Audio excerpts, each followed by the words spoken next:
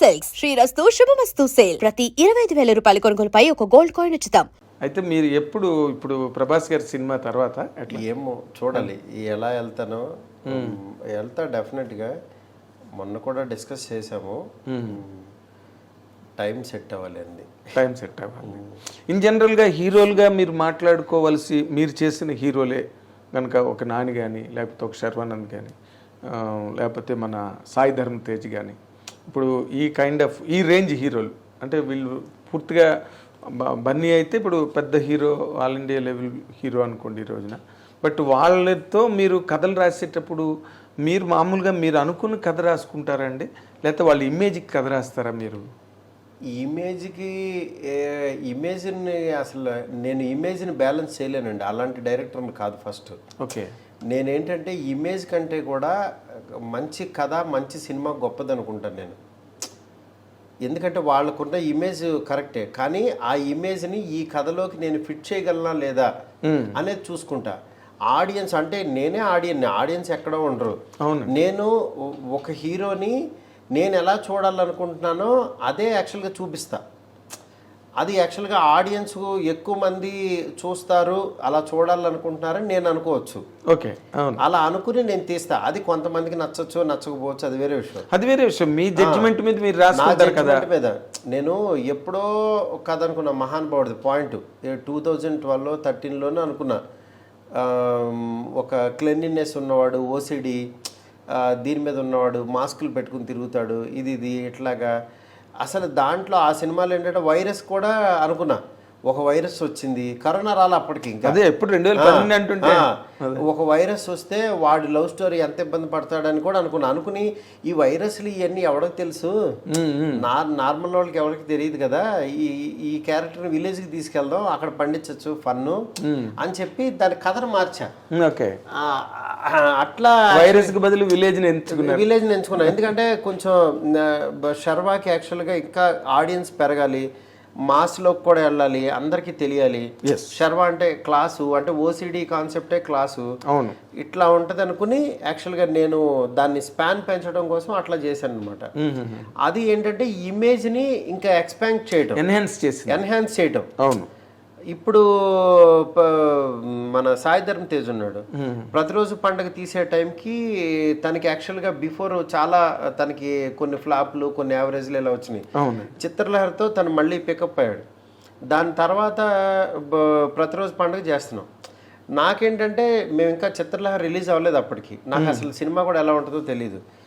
తనతో నాకేంటంటే తనకేంటంటే ఒక బలబల మగాడవో లేకపోతే క్యారెక్టరైజేషన్ సినిమా చేద్దాం డార్లింగ్ అన్నాడు. అలాంటిది కూడా చేద్దామని తనతో చెప్పా. కానీ నాకేంటంటే తన సినిమా ఒక ఫ్యామిలీ అందరూ లేడీస్ అందరూ వచ్చి చూసేలాగా, ఎందుకంటే బయట తేజు చాలా ఫ్యామిలీ పర్సన్. అంటే పక్కన మనుషులకి గౌరవించడం, అసిస్టెంట్లకు గౌరవించడం, హీరో అని ఎక్కడ ఇంత కూడా అహం కానీ ఏం లేదండి. అంటే నేను వర్క్ చేసిన హీరోలందరూ అలాంటి వాళ్ళే, గోల్డ్. నేను చెప్తున్నాను కదా, శర్వా కూడా నాకు ఎంత హెల్ప్ చేశాడో. మా ఫాదరు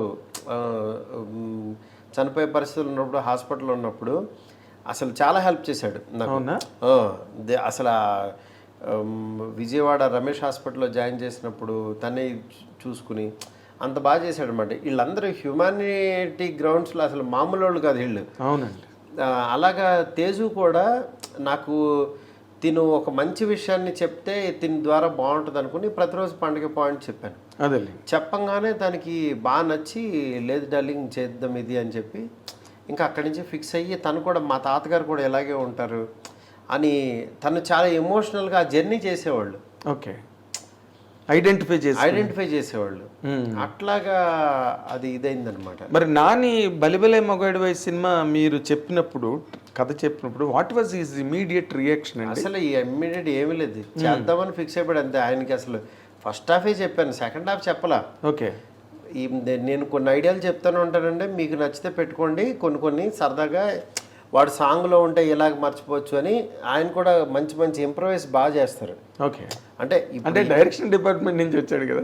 డైరెక్షన్ అని కాకుండా యాక్టర్ ఎప్పుడు కూడా మన డైరెక్టర్ కథని ఇంకా ఎన్హాన్స్ చేసి లోపలికి వస్తే ఇంకా ఎన్హాన్స్ అవుద్ది. అవునండి. అది యాక్చువల్గా నేను ఇదివరకు ఏంటంటే డైలాగులు చాటభారతాల్లాగా రాసేసేవాడిని, ఎక్కువ రాసేవాడిని. దాన్ని ఇన్ని డైలాగులు అవసరం లేదని తను క్రిస్ప్ చేసేవాడు. ఓకే, క్రిస్ప్ చేసి యాక్చువల్గా మీరు డైలాగులు కరెక్ట్గా ఎడిట్ లాగా చేసుకోండి, లెంత్ మీకు అదొక్కటే లోపం అని నాకు చెప్పేవాడు. ఓకే. నాకు ఎప్పుడు అంతకుముందు మిడ్ రేంజ్ హీరోలతో మనం ప్రాపర్ సినిమా తీయలేదు కదా, నాకు అప్పుడు నాకు అనిపించేది ఇట్లాగా. నాకు ప్రతి హీరో దగ్గర కొంచెం నేర్చుకుంటూ, ఇలా నేర్చుకుంటూ అలా నేర్చుకుంటూ, నేను అందుకే పెద్ద హీరోతో చేయడానికి ఎక్కువ టైం తీసుకున్నా, నేను కావాలని తీసుకున్నా.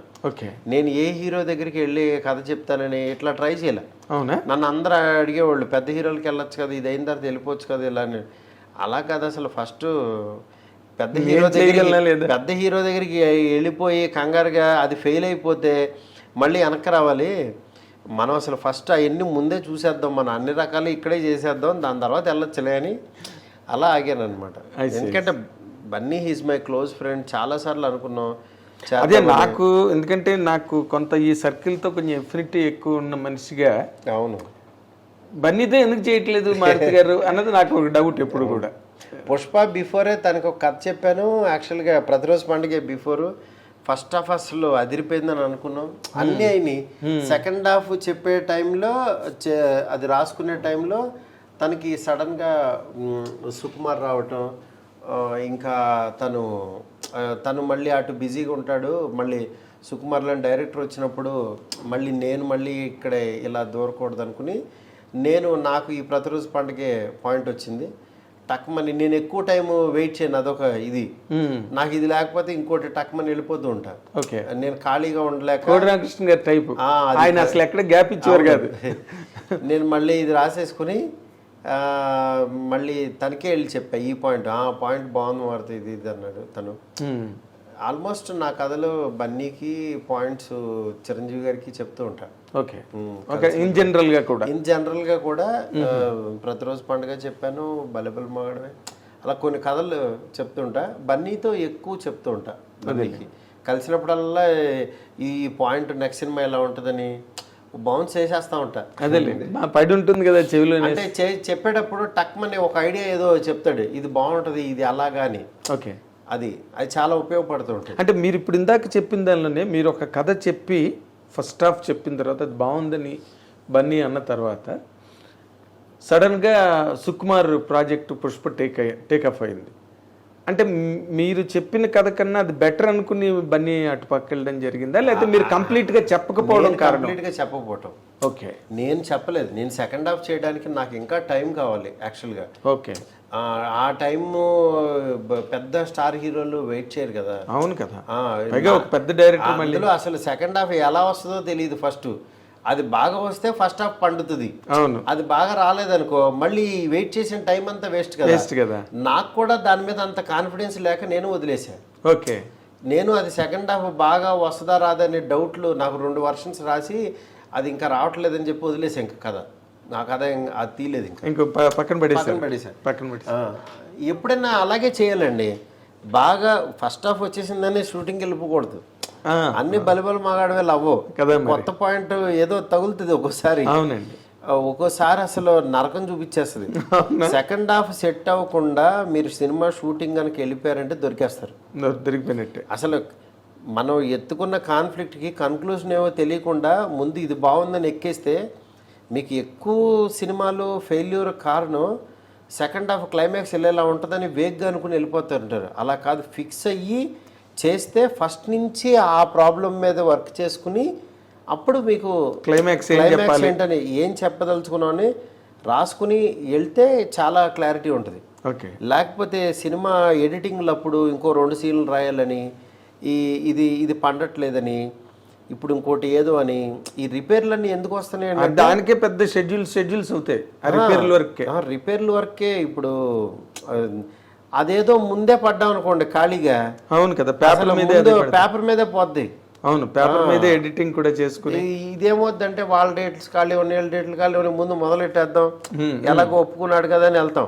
అవును. వెళ్ళిన తర్వాత అమ్మ అసలు అక్కడి నుంచి నరకం కనపడుద్ది. అలాంటి పొరపాటు ఏం జరగలేదుగా మీ సినిమాల్లో? నా సినిమాల్లో, నా యావరేజ్ సినిమాల్లో అన్నిట్లోనూ జరిగింది. అవునా? ఖచ్చితంగా ఇది ఇలా ఉంటుందని వెళ్తాం. ఈ రన్నింగ్లో ఇది కాదు ఇలా వెళ్తే బాగుంటుందని అనుకుంటాం. బాబు బంగారంకి అదే, కొత్త జంటకి అదే, శైలజారెడ్డికి అదే, పక్క కమర్షియల్కి అదే అనుకుని వేరేలాగా వెళ్ళినాయి. కానీ మంచి టైటిల్ అండి పక్కా కమర్షియల్. అవును, మంచి మాస్ టైటిల్. అసలు పేలిపోతుంది అనుకున్నారు అందరూ, కానీ అది మిస్ఫైర్ అయింది. అవునవును, పోన్లేండి, మంచిది మిస్ఫైర్ అవటం. అదేలేండి, అఫ్ కోర్స్ మీరు ఇందాక చెప్పినప్పుడు మీ ఫిలాసఫీ అది అయినప్పుడు అవును, నథింగ్ డ్యామేజెస్ యూ అండి. అవును, సైకలాజికల్గా మహా అయితే ఫెయిల్ అయిన రోజు లేకపోతే ఇంకో రోజు ఆ ఒక్క రోజు కొంచెం ష్రింక్ అవుతామండి. అవును, దాని తర్వాత మళ్ళీ ఒక కొత్త పాయింట్ ఎంచుకున్న రోజు ఇంక ఎనర్జీ వచ్చేస్తుంది. ఎనర్జీ వచ్చేస్తుంది. అబ్బా ఈసారి అమ్మ భలే మంచి పాయింట్ అని ఇప్పుడు మన వాళ్ళకి, మా చుట్టుపక్కల ఉన్న వాళ్ళకి ఈ కథ డార్లింగ్ ఇది అని చెప్తా ఇది అదిరిపోద్దని, ఇది కొడతామని ఇట్లా ఫిక్స్ అవుతాం కదా. ఇక ఆ రోజు నుంచి ఎనర్జీ వచ్చేస్తుంది. కానీ ఫెయిల్యూర్తో పాటు ఎక్కువ రోజులు జర్నీ చేస్తాం చూడండి, ఆ సినిమాతో పాటు సైకలాజికల్గా అమ్మాయి ఈ సినిమా ఎప్పుడు రిలీజ్ అయిపోద్దిరా బాబు, ఎప్పుడు వదిలేస్తుందిరా బాబు అనిపిస్తుంది. శైలజారెడ్డి అల్లుడు ఫస్ట్ హాఫ్ బాగుంటుందండి సినిమా. అవును, సినిమా బాగుంటుంది, బట్ అలా వెళ్తూ వెళ్తూ వెళ్తూ somewhere it last the grip. మీకు కథలో చిన్న బ్రెయిన్లో కన్ఫ్యూజన్ వచ్చింది అనుకోండి డైరెక్టర్కి, ఆ కన్ఫ్యూజన్ స్క్రీన్ మీద కనపడుతుంది, ఆడియన్స్ కన్ఫ్యూజ్ అవుతాడు. అవును, మనం గీత స్ట్రైట్గా కాన్ఫిడెంట్గా గీసామనుకోండి, స్ట్రోక్ బా ఏ వేసాడు స్ట్రోక్ అనిపించేస్తుంది. అదే ఈడు వెళ్తూ వెళ్తూ వెళ్తూ మధ్యలో పక్క నుంచి వెళ్తే ఇది స్ట్రోక్ చూడండి అని అన్నాం అనుకో, అది స్ట్రోక్ ఏంట్రా అంత వంకరగా ఉందంటాడు. అందువల్ల యాక్చువల్గా కొంచెం కామన్ సెన్స్తో వెళ్ళాలి. మంచి కాంబినేషన్, పైగా రమ్యకృష్ణ గారు లేదా అన్ని అదే సార్, కాంబినేషన్స్ నమ్ముకుని కథలేయకూడదు అంటున్నా నేను. ఈ కాంబినేషన్ సెట్ చేసుకుని ఇలా తీసేద్దాం అలా తీసేద్దాం అనుకుని కథ వేసా, అది ఎప్పుడు ఫోర్స్గానే ఉంటుంది, ఫోర్స్డ్గానే ఉంటుంది, న్యాచురల్గా ఉంటుంది. ఎప్పుడైనా హీరో రాగానే కథ వేసేవాడిని సార్ ఇదివరకు, నేను అది చాలా తప్పని చేశాను. అదే కనుక ముందు నా బ్రెయిన్లో ఈ కథలు చెప్పాలని అనుకున్న వాటి మీద అన్ని కథలు సక్సెస్ అయినాయి. దాంట్లోకి హీరోలు వచ్చేవాళ్ళు, హీరో వచ్చిన తర్వాత కథ వేసేవి పోయినాయి. ఓకే, అందుకని యాక్చువల్గా నా దగ్గర ఉన్న కథకి హీరోకి అప్లై చేసినవి సూపర్ హిట్లు. ఓకే ఓకే, అది ఎప్పుడు చేయాలి, మన లోపల కొన్ని ఐడియాల మీద వర్క్ చేయాలని మన మెకానిజం ఫిక్స్ అవుతుంది. అవును, ఐడియా దాటి వాళ్ళు రాగానే వీళ్ళ దాంట్లోకి వెళ్ళేద్దాం అని అనుకుంటాం, పరకాయ ప్రవేశం చేస్తాం, కానీ మన బాడీ వాళ్ళ బాడీ సింక్ అవుతుంది అప్పుడు. అవును, ఎగ్జాక్ట్లీ అదే problem. For more videos, please subscribe to iDream. Please subscribe to iDream. Please subscribe iDream. And please subscribe to iDream. For more videos, subscribe to iDream. please like, share and subscribe to the channel. Congratulations, iDream. Subscribe to iDream. Subscribe to iDream. So subscribe to iDream Media. iDream ki iDream team andarki huge congratulations. Please subscribe iDream Media. Please subscribe to iDream. Subscribe iDream. Please subscribe to iDream. iDream అంటే నా కళల channel subscribe చేసుకున్న నోరు తిరుగుతలేదు, మీరైతే గంట గుర్తు కొట్టండి. For more such videos, please subscribe to iDream. Subscribe to iDream. Please subscribe to iDream. Please subscribe iDream Media. Please do subscribe to iDream. Please subscribe to iDream Media. For best entertainment and information, please subscribe iDream. And don't forget to subscribe to iDream.